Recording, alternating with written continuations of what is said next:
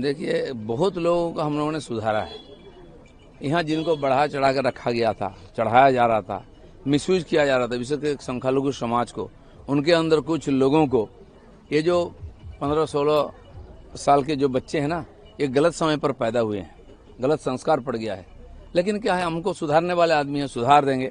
इनको मालूम नहीं है कि पुलिस वही है, शासन वही है, लेकिन नेता बदल गया है।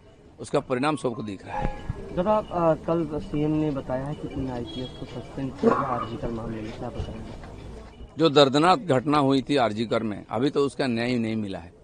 कानून में अभी भी प्रावधान है उसका न्याय पाने के लिए, उसी दिशा में कानून काम कर रही है।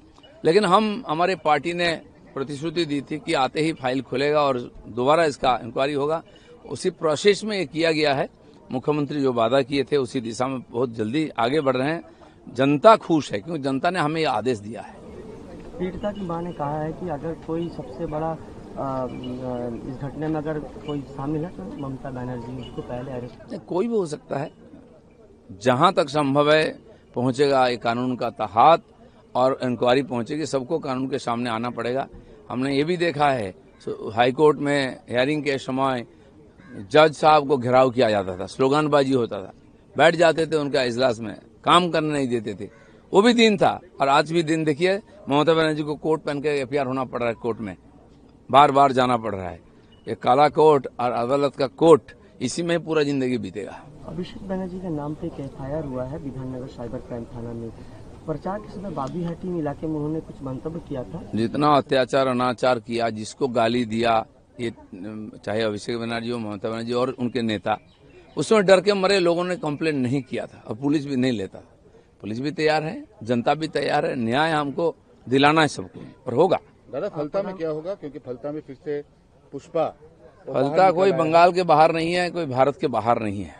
देश में अगर कानून की राज है, बंगाल में राज है, तो वहां भी होगा।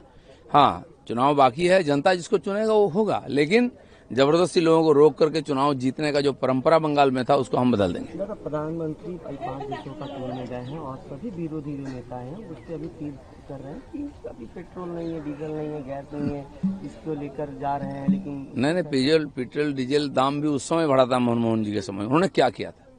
आज 40 देशों से पेट्रोल हमारे देश को आ रहा है, ये प्रधानमंत्री का करिश्मा है। गैस भी आ रहा है, गैस हमारे देश में नहीं है, इसलिए दाम बढ़ा है। तो लड़ाई के समय देश शांत है, जनता निश्चिंत होकर मोदी जी के ऊपर निर्भर करके बैठी है। और उन्होंने भी तो इतना साल चलाया था, क्या दिया 17 साल में। तो आप उनको देखना चाहिए, बैठे बैठे देखिए, अच्छा दिन है, मोदी जी का काम देखिए।